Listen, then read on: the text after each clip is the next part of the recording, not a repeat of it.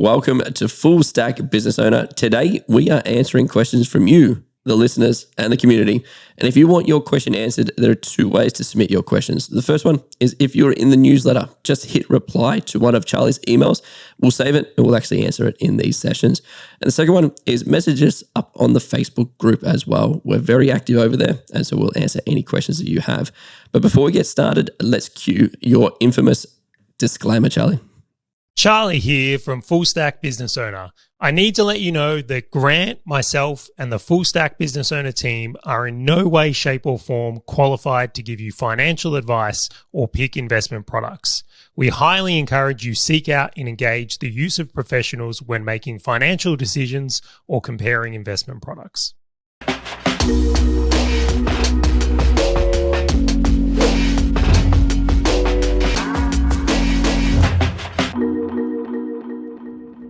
All right. I do like our voices and how we are operating. This is, I think you articulated the best way, Charley. It is what, are you interested or dedicated? That's interested or committed. Committed. So I got about a litre worth of tea next to me and a coffee in the same cup so no one knows that it's different. Yeah, so that saying, it's actually, I'm trying to remember where it come from. It's one of those motivational things, obviously, but it's like we used to say it when I was racing bikes. So when I was cycling in the middle of winter where you get up at like 5 a.m., like, are you interested or committed? That's what would be going on in the group chat. And it's like, if someone sends you that, are you interested in winning a race or are you committed? Yep. It's like you go, right? You get up and you do the unthinkable. Pissing down rain, pitch black. But I love the mentality it brings out in people. Because no one wants to be the guy that says, I'm just interested, Charley, I'm going back to sleep. Yeah, well, are you interested in building wealth, Grant, or are you committed? Well, that's exactly why people listen to this podcast. And I am committed to this podcast, which is why I will demolish my voice to give it to absolutely everybody. So let's dive into this one. So the very first question and answer that we have got, Charley, is this. What is the most important skill to develop for building wealth? I love this question. I love this question so much. I spent time thinking about it. I was like thinking granular. I was going macro, and like I come down and I've brought it down to, I think, one. I've got one here. One. See, I split it out. Like a very first thing that I'm like, is there complementary business owner skills and wealth creation skills? And I really found out that like the skills required to be a successful business owner is very, very, very, very different to the skills that are required to be successful at building your own wealth. And so I'm actually super excited to hear what you're going to walk through, because when I thought through that, I'm like, yeah, this is not going to be a typical answer that a lot of people provide. All right, you ready? I actually wrote these. I've come up, so I've got three that are kind of linked together, but I'm going to say I think the most important skill business owners or everyone really needs to develop is long-term thinking. Do you think delayed gratification in that or just long-term thinking? Well, do you know, funnily, delayed gratification was my runner-up. Oh, no and then my third place was risk management. Fair. So I think what I've seen quite commonly is the people that have been like mega successful at building wealth have been the ones where they've been able to take a long-term view and then work towards that. So they don't like sway in the moment of the day-to-day or whatever the latest news is. Right. So like they've got this very like, because time is the biggest factor.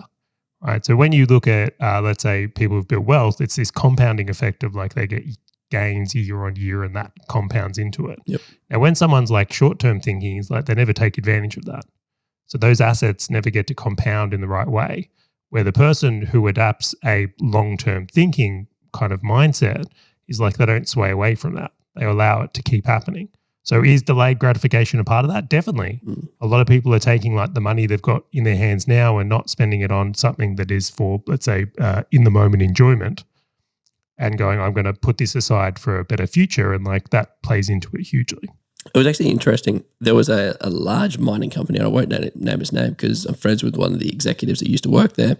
And what they actually did was they took a whole heap of their leaders and management team and they put them through this evaluation process. There's some company that does it in the States, and all it is a full day like psychiatric evaluation to understand how far ahead you think.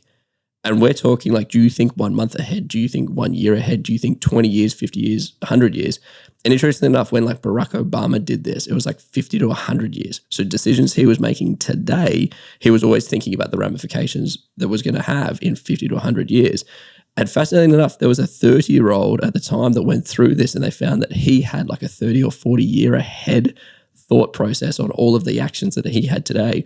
And so they grabbed him and actually promoted him, because obviously these people decide where the company is going and are going, great, the decisions you make today, we want to make sure that we're reaping the rewards over the next 20, 30, 40 years. And that's what we need in leadership. And so it was actually really interesting to see that they were using that as a barometer of the people who are going to drive success in a business. And so I can only imagine just how valuable that is in wealth creation, right? Huge. I think this probably does translate across into business as well, right? Because if you imagine the person who's just trying to make money this week, it's a very, very different mentality to someone who's trying to be successful over the next 30 years. Yeah. Very different. But I think it automatically changes someone's mindset from like going out and trying to play the status game today versus trying to play a wealth game. Like it's almost like no one who's thinking about the future is trying to play a status game today. Right? Because they're completely opposed based on the actions that you're doing now versus like, am I going to try and show you that I'm like got a better status than you've got? Well, no, I'm going to wait for 10, 20, 30, 40 years. That's interesting because I took this from a very different approach. So I was looking at different skills such as like financial and analytical, economics and markets, wealth concepts and sort of frameworks, knowledge of different types of assets and asset awareness, education, research, all of these different things. And I came back and I kept saying to myself, I'm like, imagine that you dumped me in an economy or in a market that I had no idea about. How would I make sure that I could build wealth better than anybody else? And I'm like, great. Some foundational knowledge is always a good thing. Some awareness of how to read sort of financial figures is a good thing as well. But I came back and said that the number one thing for me was education and research. So if I could learn about any market or about any asset with the support of a really good ability to research, which I think it coincided to the one-in-one. Education is not just the concept of learning, but it's also going out there and finding the information.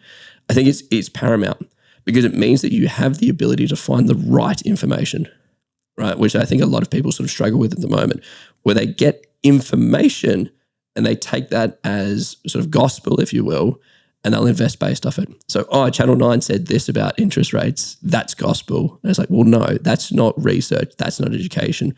Go out there, look at people's myths, look at their personal biases, try and find the incorrect information that doesn't validate. I think if you have those fundamentals, you could literally crush it in not just business, but wealth in general, whether you're applying it to crypto, to property, to the share market, etc., because you can out-research anybody else, where you can just consume knowledge and consume information as a really good core foundation. That's really interesting. I knew we would go about this very differently. I love how you thought about that, though. I really do. I want to ask a follow-up question there. When you look at the business owners you deal with today, or just in general, how many of them do you think actually spend time researching and educating themselves? Minimal. Like I think they will do like a generic education. I shouldn't say minimal. They probably read the same books. So 9 out of 10 entrepreneurs, I can guarantee, or business owners, I can guarantee you they've read like a Rich Dad, Poor Dad, and like maybe like a book called like Traction and things like that. So they do read and they do educate, but from a wealth perspective, like none. Like it's such a small amount, maybe outside of like a barefoot investor or like a Rich Dad, Poor Dad, and like that's it. Like that's the whole extent of their wealth education.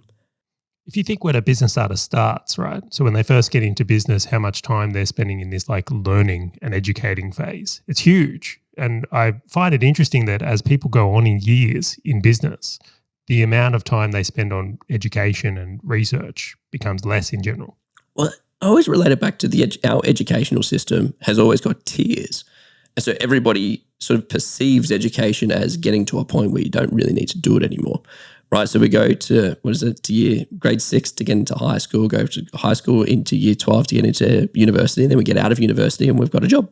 Like that's what's inbred in us. And then the education doesn't necessarily need to continue from there, because the way that we earn more, the way that we progress more is via professional education, which is at university, or by working more. All right. Oh, you've worked at this company for 10 years. Great. Go and you'll get a better job. You'll get paid more. Another company will come and hire you. So I actually think that it's almost ingrained in a lot of people, whether they like it or not, to think that education is like a destination. It's not like a lifelong journey. So how do you view it for yourself? Yeah. So for me, if I'm not learning something, or I'm not trying to consume more information, I'm already falling behind. Because there are so many more people coming into every industry, into every market, whether it's business or investments or otherwise, and they will know more than me, and they will make better decisions and better educated choices over and above myself just because they've got more information and they're better well-read, etc. So I carve out some kind of education, whether it's about wealth creation, whether it's about fundamentals, whether it's about business, etc. I always educate myself every single day, bar none. See, it's so interesting, right? This whole like fixed mindset thing as well, because I think people forget, and I'll put this into play, right, is the idea that if, let's just say you were a boomer, right? And I know we're going to talk about them later, so I'll throw them in here. Let's pretend you had a business and like you're a boomer. This is pre-internet, right? And you'd gotten to this point where you're running a pretty successful business and you think you know all you need to be successful at this business. So you stop educating yourself. Yep. Now, that might have been fine if the world doesn't change, but then the internet comes along and then the world changes. I think a lot of good business owners pre-internet got smashed because when the environment changed and new technology came in, suddenly they weren't the educated ones who knew how to run this business well. Yep. The people who knew how to take advantage or did take advantage of new technology and educated themselves on that become the ones to unpick them. So I kind of look at it and like I make sure I have that situational awareness, because if I think it's a leading indicator for me that if I'm not educating myself, the chances are is that I'm headed towards a stagnation, and like some little whippersnapper, or maybe even you, or someone who's willing to put in that education is going to come into an environment where they're so much more well-equipped to take advantage of the opportunities of today than I am. Like education, the way I think about it, is giving yourself the ability to seize and capitalize on opportunities. Yep. Like that's the benefit of it. But how many people do you think are making decisions based off what they get in their news or newspaper? Broad strokes, I'm going to say majority. And that's the problem. And that is like the underpinning to everything that we're sort of talking about when it comes to like research and education. Because where do you go to get unbiased, unopinionated, non-entertainment based education to make decisions on your wealth? And if you can answer that question, then you're already one up on everybody else. You also have to like take a student mentality to it as well, right? It's like, and as you go further and you're more successful in life, the more inclined you are to think that you're killing it and like you don't need to learn anything. Like you're the master, not the student. But the reality is that you're probably a student in other areas of your life. Yep. And trying to remain that humility. I had a mentor very early on, and he did pass on one thing that I thought was like fascinating to me at the time. He's like, just find people that have done it and copy the fuck out of them. That's it. Just do that. Just do that. I always thought it was interesting. But when it comes to like, as you said, like finding the source of truth, I've become hugely biased towards or look at someone's like results and then look to what they're doing. And funnily enough, it's often quite very different than what might be the common knowledge or is accepted out in like the news or whatever else. Yeah. And I just look at this, and in the last episode, we were talking about interest rates, where the knee-jerk reaction of everybody based on what the news was giving to them was, oh man, this is horrible. Everything's doom and gloom. Expenses going up and all this kind of stuff. And I'm like, yeah, but if you did some better research, you did some better education. As a matter of fact, if you applied your long-term thinking to this with some better education and research, you'll actually go, yeah, no, this is probably just going to be short-term, no worries at all. How do I weather the storm? Or how do I take advantage of opportunities that are here? It's almost like both of them are so well in line.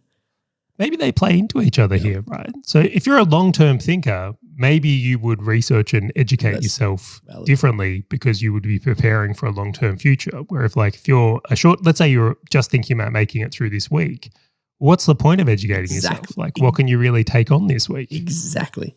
I love that.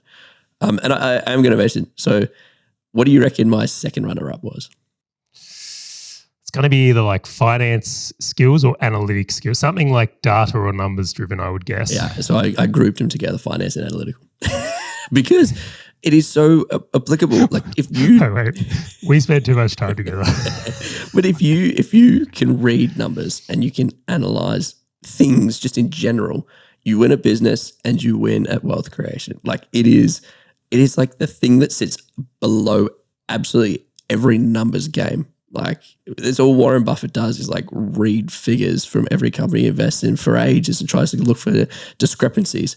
Like that ability, I'm like, I don't think it's the number one skill, but I'm like, it is so applicable to everything that if you just know how to read like balance sheets, P&Ls, etc., and actually understand what's going on, you win. You win anyway.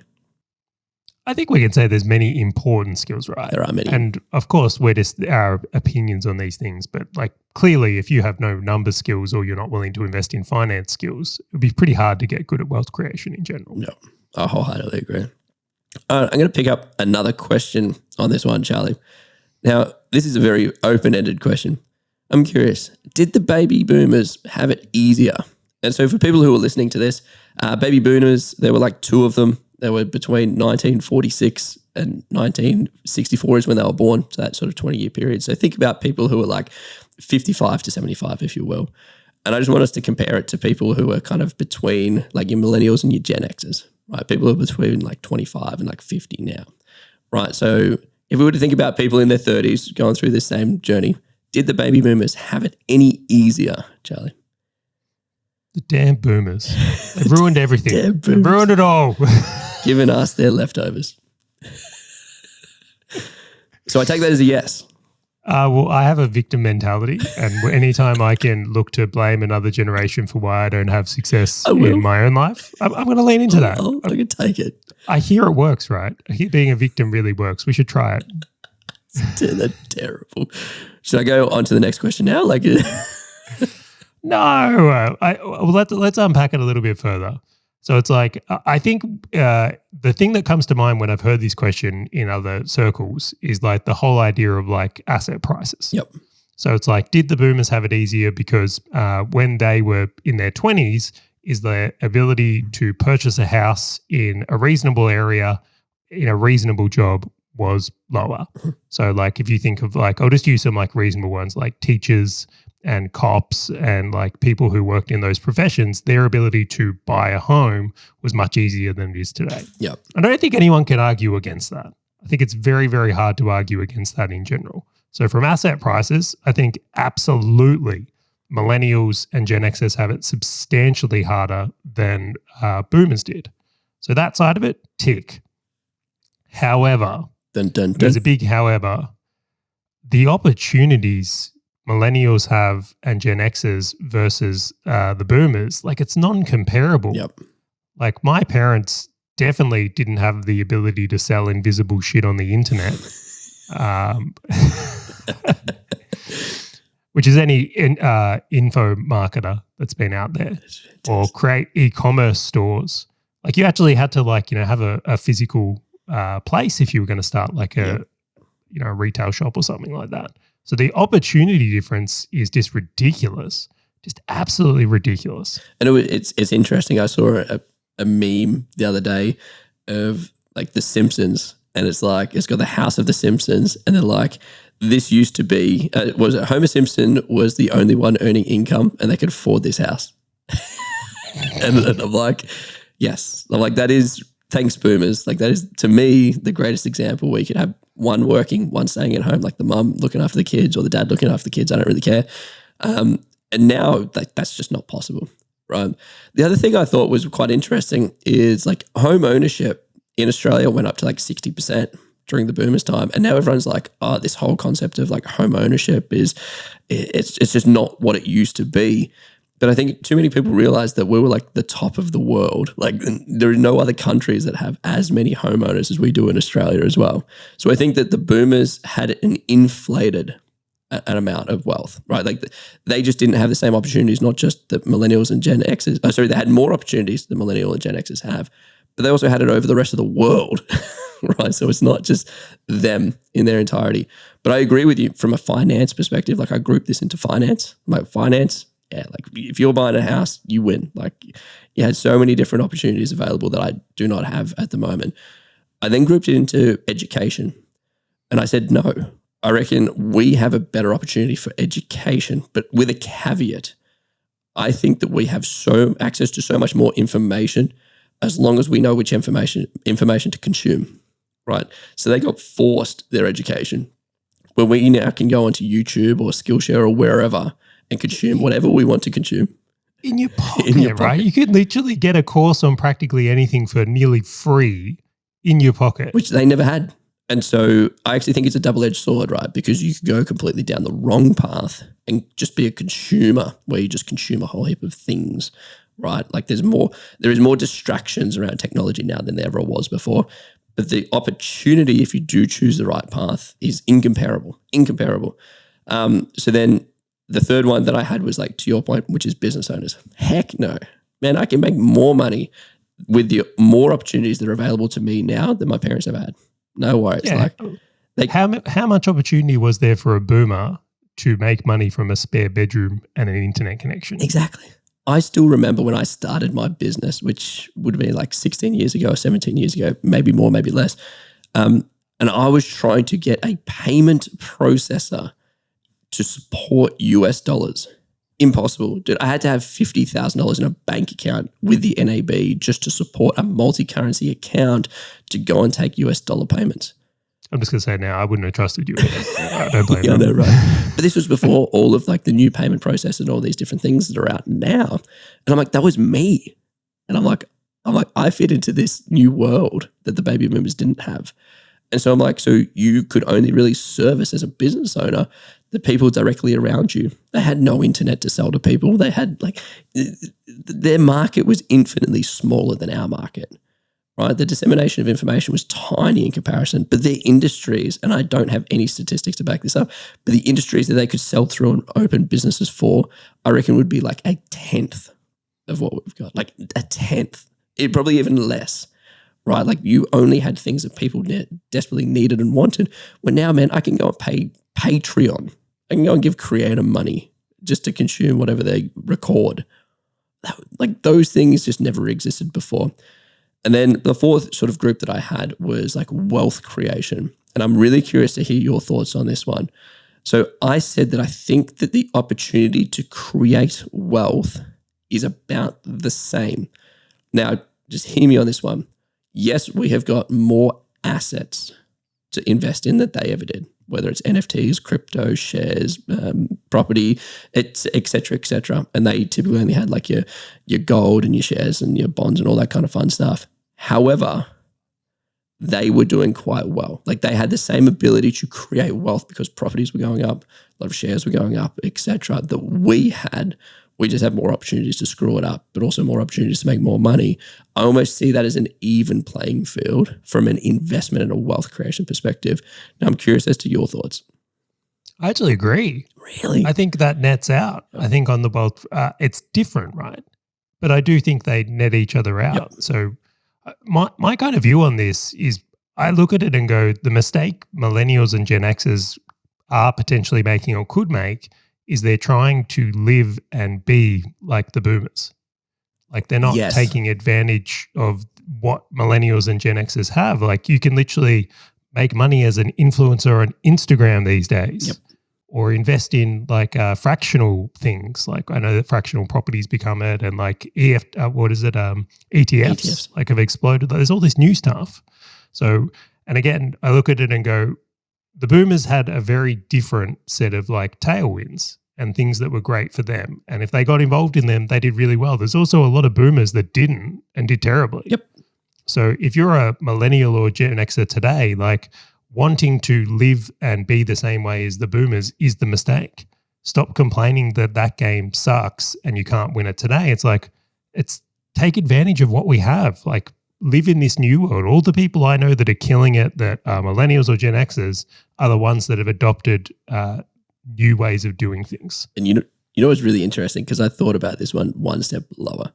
So to my opinion, like as business owners, we actually have it better off.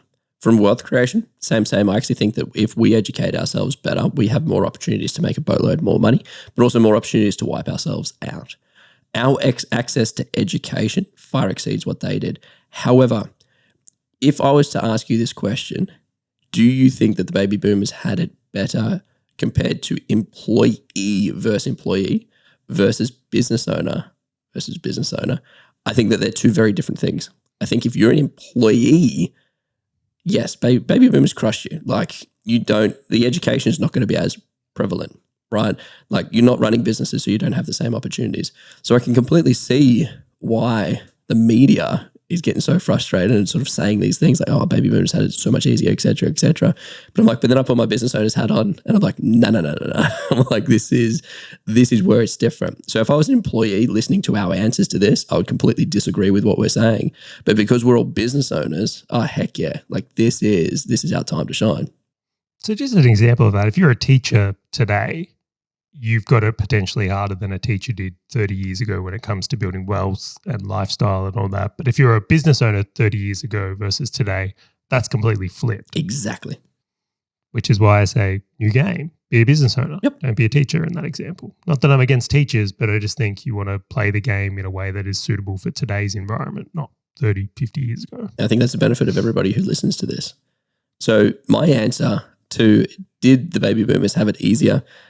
Yes, to your point, to assets and sort of financially based off sort of a salary and an income, sure. But as business owners, I actually think that we have you never had your millionaires at 20 that we have now compared to then. No chance. And that's because of these opportunities. I wholeheartedly agree, although I want to maintain, again, some of my victim mentality and have someone to blame. So boomers, this is you. Just let me close out of that remark. So Charley, we weren't able to do this segment last week, so I'm going to bring this segment back. It's what are we pondering? So Charley, I'm curious, what are you actually pondering at the moment? What are you thinking? What's going through your mind? Yeah, health in what would you say in summary is the key topic here. One of the things I've really noticed, and we're both unwell even as we record this podcast, but in the last week, I've been really looking at compared to my normal self, how less productive, less happy, basically less everything I am when my health isn't good. Yep. And, there's this infamous saying where it's most men want all these things, but a sick man just wants one, and it's to be healthy. So I'm very much looking at the way I've been living my life and running everything is there things I can do to ensure that I get sick less? How can I look after myself better so that I can take less of these things? Noting we're all human and going to get sick, but I look at that right now and think that is something that is on my mind. I'm looking to make change in this area. So you're moving away from the east coast of Australia and running away from this cold front that's hitting us. Well, I actually thought the best way to do this is to build my own compound where I don't have to deal with people, and then the chances of getting sick will go down significantly. But then when I looked at it, it's loneliness kills people as well. And I'm well, this is not good. This is very challenging. That's fantastic. It's funny, when I got sick, I'm man, I consume so many supplements. I'm great at this. I consume a load of water, and I'm yeah, but I interact with other people. And I'm yeah, that's definitely my flaw in the way that I approach it. So actually, I'm curious for everyone listening, what are the things that you're actually changing? Have you thought about anything, or have you hit on anything that you are going to change? Well, there's one thing that has most affected my health in the last few years. One thing. Right, so previous to this, I was actually, I would say a healthier person in general, and it's actually been having kids. Yep. So the sleep thing. So pre-kids, I used to sleep much heavier and much more. Where since having kids, notably when they're young, particularly, is you sleep less. And I just look at that as being probably the singular ramification that I've noticed on health decline for me, is that when sleep goes down, my susceptibility, is that the word? Yep, susceptibility. To getting sick goes through the roof, absolutely through the roof. So I'm looking to put things in place now so I can sleep deeper and longer. I think that's going to have the biggest impact on my health overall. So don't have kids for all the business owners listening. Then we come back to compound building, I was saying before. I'm man, I've never seen a greater argument for not having kids. This is fantastic. That is not what I'm trying to get out of this at all. Although I did definitely get some messages after the cost of kids thing we released, where it's that certainly did put some people off, and I okay. There was actually a really interesting sort of post from Matt in the Facebook group community. If anyone's listening to this, go and join the Full Stack Business Owner Facebook community. When he was assessing his kids, I thought that was great. Yeah, huge. Awesome. All right. So for myself, the biggest thing for me is I'm actually, and it's interesting because we've literally spoken about this the entire podcast, I'm currently pondering about how I'm educating myself. And I'm actually interested in bringing this up because I do have a couple of questions for you so I can actually hear how you approach it. So for me personally, I've kind of flip-flopped around with my education. Like sometimes I'd buy a course, I'd read a book, but I'd be based on topics that I thought I would need at some point. So think of it like a squirrel sort of saving their nuts. They don't need it now, but they're saving the nuts, putting it into the tree because, hey, at some point in time, I might need these things. Then I moved to what I call like JIT learning or just-in-time learning, going, oh, I've got this problem. Like, hey, I've got a sales problem. I need to learn how to do sales better. I will learn it now that it's a problem. So instead of it like risk mitigation, it becomes issue problem solving. And now sort of I'm aware that I'm like, is there one that's better across businesses or across sort of people in general?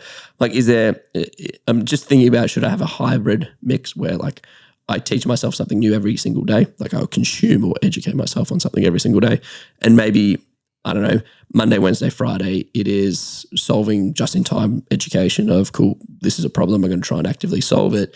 And then Tuesdays, Thursdays, Saturdays, I'm going to consume more generic information, like just to open my ideas to different problems around.